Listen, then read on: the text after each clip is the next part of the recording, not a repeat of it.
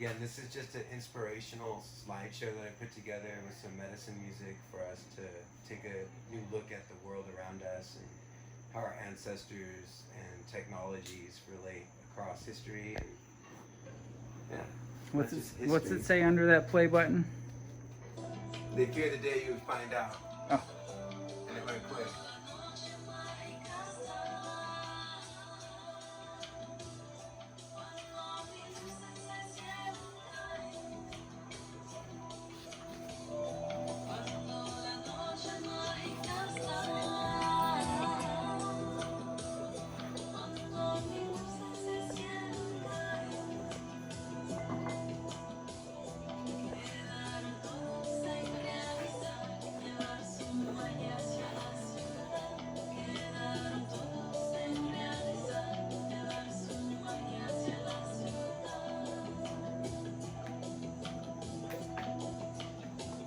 Well, like, see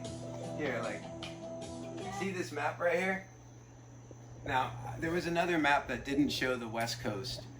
See how this shows the West Coast is highlighted all right here? See that? Now, remember the other map? It had a big hole right here that showed it wasn't connected? Yeah. And now this one shows that it was connected. So in all our history of Mexico, when we come in, on the east coast of Mexico here is the Mayans, and so you go right through the Mayan Peninsula right here, right? So that's where the Mayans are. Now the Toltec were right here in the middle of the inland area, right? Now they were up in the high grounds in the middle, and they came in after Atlantis, and they claimed to come from this side here.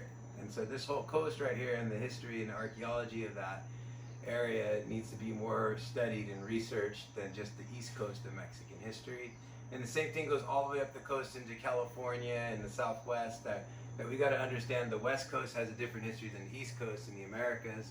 And so, you know, like part of this class, what we're showing is to show the ancient, what we call Polynesian relationship with the Pacific Islands. And so they were in charge of all the Pacific Islands. And that includes in the Santa Barbara Channel Islands, the Aleutian Islands in Alaska, Easter Island, the Galapagos Islands, Solomon Islands, New Zealand, and see, even the maps I was just noticing today, they're leaving out Japan. See, so we've been leaving Japan out of the Pacific Islanders, and they're part of the Canoe Club too. So if you look into Japanese carpentry, they do carpentry with no nails, and they carve it down really fine to slide in like a puzzle piece. Yeah, So when I you love look at it. when we're looking at And this, it's earthquake proof. exactly, earthquake proof. We were looking at a bunch of documentaries about the history of all the different kingdoms in Polynesian ring where we are, all the different islands, creation stories and everything. And we were looking at the Hokulea was sailing, and they built this canoe that was like as big as a ship, and they traveled all the way across. It had been done in hundreds of years, and they brought back the tradition. Now they were talking about how what kind of glue did they use again? Was it ulu glue? Yeah. Ulu glue, like breadfruit? Yeah. It's got that sappy. They used ulu glue. Nice. And they peeled it off of the breadfruit, and they put it that. between the planks. And so they had planks that were hand carved with ulu glue on their canoes. And apparently when Cook came, he was surrounded by everyone was on the ocean in their ships. I mean, their canoes. They don't call them ships. And that's what I was telling Jenna, that there's like different cultural curses and spells they put on people. So if you believe that your people can only build a canoe and you're assimilating the English language, then the highest achievement of your ancestors, you're like, it's a canoe, when technically it's really a ship because it crossed the whole ocean. So but see, they're proud to say canoe because it sounds more like Kanaka, you know. But then you look at how we're taking on English language and becoming colonialized, and it's something as simple as that, like the word canoe, and your ancestors actually had ships that could cross the whole ocean, and they were just smaller ships, and the word ship was only given to captains like Captain Cook. But then from the colonialist lifestyle, they could look at the people, and when they say they cross the ocean in a canoe, they can laugh and be like, yeah, it wasn't a ship. You know, and you look at how they were colonialized into a language, and then they put spells on us with just words we believe in, and then we believe in these words and we're saying them, then they can like slander our own ancestors by not giving them the title of being able to cross the whole ocean on a ship that was like 3 canoes big, you know. And it's like, instead of saying a canoe implies one and there's 3 canoes. So, you know, it was Yeah. plural. So, you know, like, and then like the letter F. There's no letter F in Hawaiian, so F is like a curse. That in our alphabet, like, where did the letter F come from? See? So all the time, you look at our alphabet in our English language that was given to us by our colonializers, and each letter is a victory for alchemy and hypnosis against our ancestors. Each letter in the alphabet is hypnosis and alchemy against our ancestors. And we speak the language of our oppressor in English, but like, how many of us look into English to take it apart and really destroy it and stick it right back to the Romans? I do. I spent my whole life doing that. Because that's what we're supposed to do. If you speak for your ancestors, you're like, no, the Romans destroyed us. They gave us a language to destroy ourselves. We curse ourselves by believing these limits they give us in the language. The alphabet is the colonial map of each territorial ancestor and curse and spell they took away from us. They didn't give us new letters. They took away old letters and replaced them with new curses and new spells that make our face look like f. And you know, you think of how happy you see people in nature, Hawaiian fully on the earth, and they don't have the letter F, so they don't go f and send a curse, because you have to try really hard to put that out there to make the F. And so then, like, even with deaf people, like when they learn English language and they translate it, like some of the tones they can't get, and they see the facial expression, and it's like they see the curse, that you have to hold a curse in your face, like you're acting in your action. Yeah. You're holding a curse just to make a single letter to fit in with these people, to be approved by their God, so they can tell you if you're good or not. So, you know, we went up to them to try and make peace, and then we ended up making war, you know, because we couldn't get along, because our languages, it's the division between romantic and non-romantic. English is a non-romantic language. So the subjugation of to be, we are inherently flawed in our English language, because we're subjugated to be. That whole to be or not to be is a very real deep thing. It's the difference between romantic and non-romantic. So the subjugation of to be means you have to have to be. So if you have something, then that's why you are, because you have something. So say love, c'est la vie. French is the language of love. So to have love is a given. But in English, American Western Standard English, you have to have something to be loved.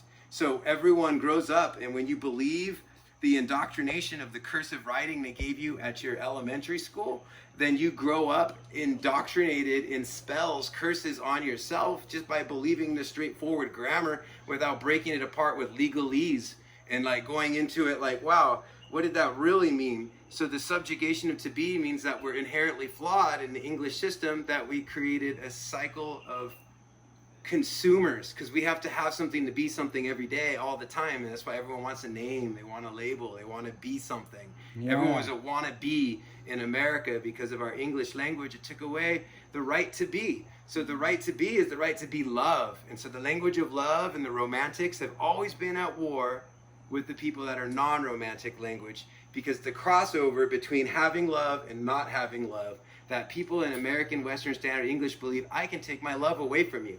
See, but in France, they're like, ha ha ha, you can never take my love, because I am love. But in America, in our language, English, that was colonized into us and stripped our ancestry and DNA away, they can make us believe that we don't have love.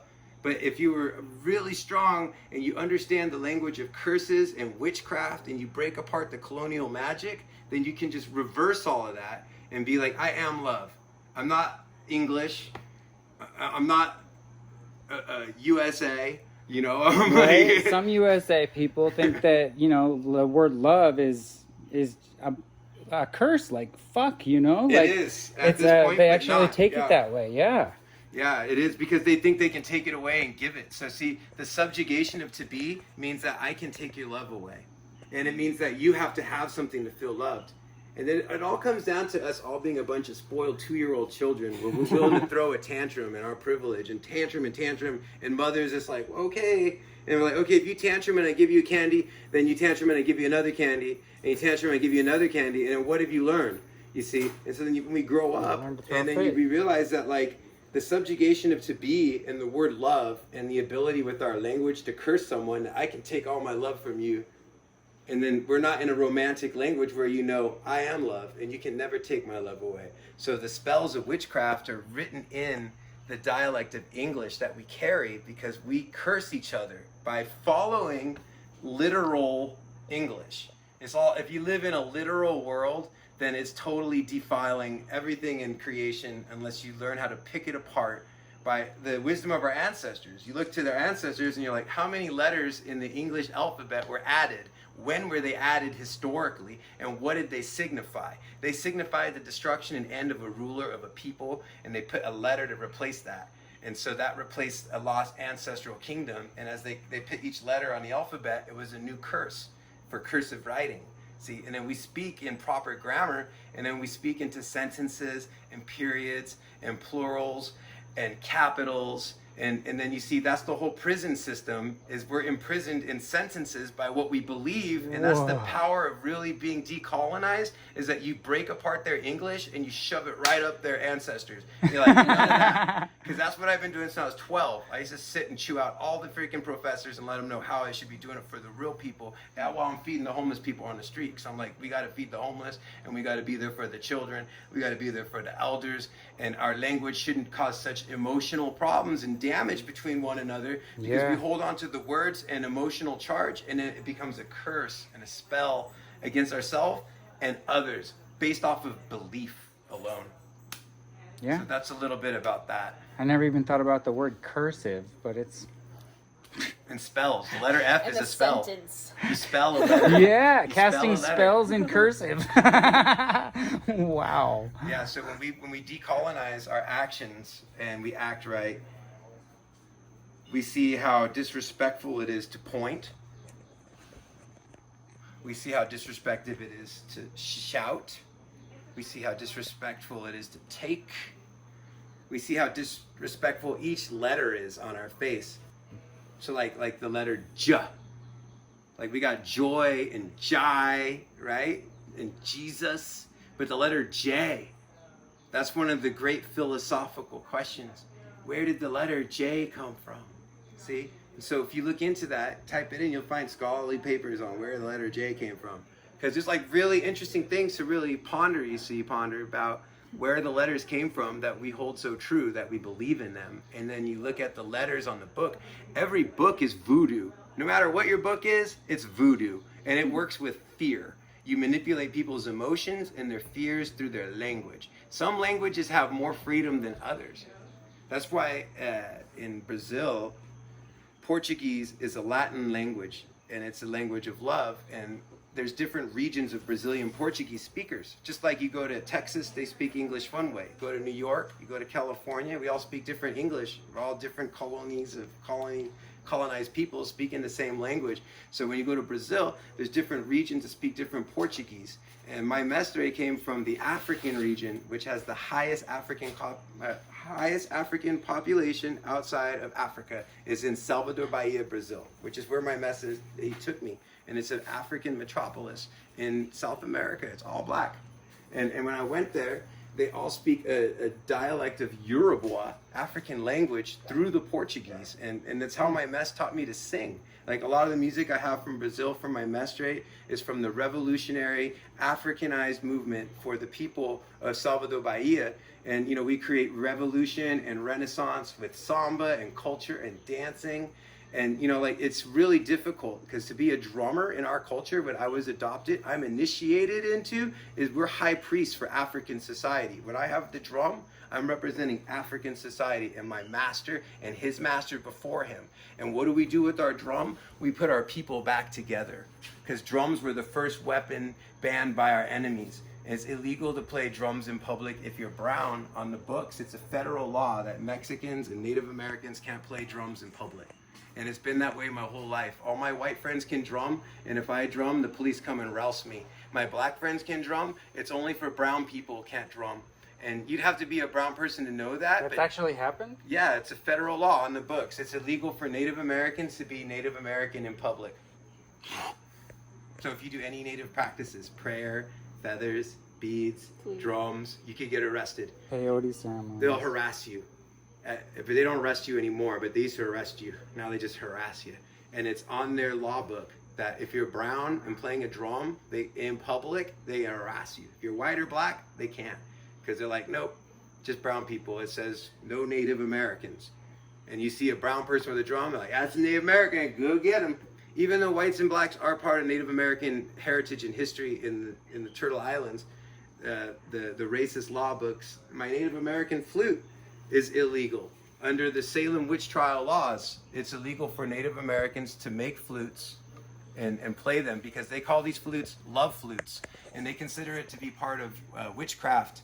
Because see, the word love, the Native American people were banned from saying the word love because the power of the Native Americans' love disrupted the settlers and their lifestyle. So they banned us from saying the word love. Because if I say I love you, I could steal you from your whole settled pioneer ways and family and bring you in to live on the dirt like a native, humble, touching the earth. So like our love for the earth and each other, when we say love, we bring people in, and it was seen as a curse and a spell. And during the Salem witch trials, they banned Native Americans from making flutes and from saying the word love. And the original name for this flute was a Lakota love flute. It has the name love in it. And it has the love of the song of the whale that's trapped in the wood of the tree, because the roots of the tree is a living Akashic library. If you cut a tree down and you play it like a record on a record player, you'll hear the songs of all the whales that migrated past the roots of that tree. So the whale song is encoded in all water on Earth. The whale is the great galactic cosmic guardian of Earth. Native Americans seek to be like the whale, to migrate selflessly from North to South Pole, spreading love songs. The whale goes underwater and it goes, and all the water charges. And if you want to know what love is the whale song, and it's hidden in all water on Earth, because whales came here at the origin of the ocean, and they were like us, beings, and they decided to stay in the oceans and to spread love until the end. And so they migrate the whole Earth, and when they sing, they vibrate their love song through the water, and it creates holographic pictures, and it has to do with something called the language of cymatics. Now, sea coral reef is the cymatic reflection of the whale song. In the shallows of the ocean, where the whale song echoes across back and forth, it formulates as the sea coral. So the migration routes of the whales are recorded by the sea coral growth, because the echoes of the whale song grows into sea coral. And then the song of the whale goes deep beneath the earth and up the roots of the tree. You see? Now these are all part of the Great Spirit's mysteries, that we can break apart the universe through story. And I was given this knowledge by Seven Thunders along with my golden eagle feather. Only true humans can know this knowledge and hold a feather. And he taught me how to see the universe. So the whale song vibrates as harmony. See, now without harmony, there's no vibration in our cells to hold us together. Now gravity is God's presence on Earth. So without love, gravity, our cells would all fall apart. Now the whale's song goes under the root of the tree. And if you cut the tree down, you hear the whale song through the rings of the tree. So this tree and this wood is actually a crystal. And it's a living Akashic memory of the whale's songs that's connected so deep that it goes under the continent, through the soil, through the water table, into the roots of all the trees. And the whale song is actually why this flute has, this right here is a whale tail. It's a chevron. The chevron represents a whale tail. So, and this represents the sun. So the whale tail and the story about the songbird of the sea, and how the whale keeps harmony through our whole planet in the living waters of the ocean, that they can send love songs across the whole ocean and transform and transmute things into positivity and out from decay, from dis-ease and disharmony. So the love flute and the story of the whale that I shared with you, Native Americans, we burned at the stake for sharing that kind of knowledge. And so when I was gifted this knowledge, it came at a high stake. You know, I was aware that I was being taught things that have been taught in hundreds, maybe thousands of years. You know, people got to learn these kind of things about the whale song, activating the Akashic records through the entrance to the Akashic records in my flute. You see, inside the flute, it creates the flower of life inside the chamber. The chamber of the flute, it takes the fire breath, which leaves my body as steam, and it separates the water from the electrons. Now, the positive and negative ions in the water vapor molecules go through a process of condensation as they exit the steam at my body, and then it exits at room temperature. So it goes from hot to cold, and it splits right here. This is the split. So I'm an airbender. I'm bending the air. I'm splitting the atom, and the electrons are vibrating through the chamber, and they enter into the flower of life pattern inside the flute. It's called a thermonuclear combustion chamber. Wow. Subatomic particle harmonizer, atmospheric diffuser, and it's a chakra aligner. As a matter of fact, these flutes are all made in the 432 hertz frequency, which was taken out by the Rockefellers. There's a Hertzian fraud frequency where they changed everything to 440 or 444, and it used to be 432. And they did that to take us out of the flower of life and begin our disharmonization so they can cut us off like a dead limb. So these flutes and the story I'm telling you about the flute, and it has to do with the circadian rhythms, you see, and the circadian influence. Now, the circadian circles and cycles of the sun and the moon and our eyes and our seasons, everything moves in circles and cycles. So when we're working with the circadian influence, we're opening channels through the portals of our mind, of our eyes, of our ears, of our nose, of our mouth, of our pores. So when we work with the circadian influence and we go through different types, like sound and light are the same thing, and smell is the highest frequency. If you can smell something, it can travel through your skin, see? So because smell's the highest frequency, it's something we recognize first. Now, everyone wants to talk about the third eye, but did you know the third eye is also where the ears can smell and the eyes can hear? So our nose, our eyes, and our mouth all meet at our third eye. See, so when you really think about the third eye, it's not just looking like an eyeball, it's also listening and feeling and smelling, all of those things in one place. And then your greater awareness breaks into what sense you need to work first for survival. See, so you use your opening of your third eye and intuition so you can recognize what is a threat. That smells threatening. That looks threatening. That sounds threatening. And then, you know, it's like pretty much there for nurturance. See? It's like your intuition. So all medicine that we take for Vision Quest, it only catches up to what women are innately born with. So the sensitivities that we gain from psychedelics only puts us where women were naturally born to be. Now, women were the first slave and the first ones to be abused in silence. So women are allowed to speak about the acute relativity of intelligence to atmosphere. Because the atmospheric intelligence is when we get into the emotional realm.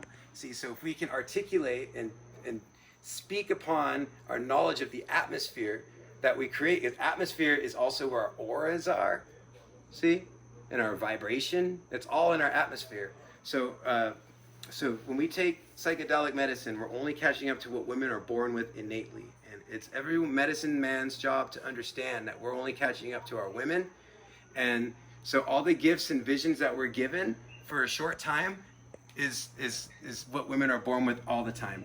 So we're supposed to listen more to women's experience when we take the Vision Quest. Remember, they have that vision. They're born with that vision. So because they're born with that vision and we only get it through tinctures or whatever, then we got to recognize women are born with that, and we got to learn to work with women on the atmospheric level, not just the astral level and the ether level. Like, people go too far out, man. Just work with each other in your atmosphere, not the ethers and all that. Atmosphere. And atmospheric qualities are built by smells, sounds, colors, you know, flavors. Like, we change our whole atmosphere. Our brain can be entirely restructured from a single smell. So that's a little bit about senses. So you gotta like be able to, you gotta hear like a blind person and see like a deaf person. And that's how you develop acute hypersenses, you see. When I work with children with autism and non-behavioral, non-verbal people that had real problems, like I had to learn how to see like they saw and hear like they heard, because the level of hypersensitivity that they have that I had to be aware of to be their caregiver But I had to be aware of hypersensitive things from like, yo, that light is making a noise that could cause a migraine. You know, and like no one else can hear it, but the autistic kid is like freaking out. And you're like, no, it's that light over there is making a noise. You turn it off and he's fine. You're like, wow, how'd you hear that? I was like, well, I was trying to hear what he was hearing because I could tell something was bothering him. And it might have been that light bulb Nice. just buzzing away, you know? Totally. Yeah, so you can pause it there so you can upload this.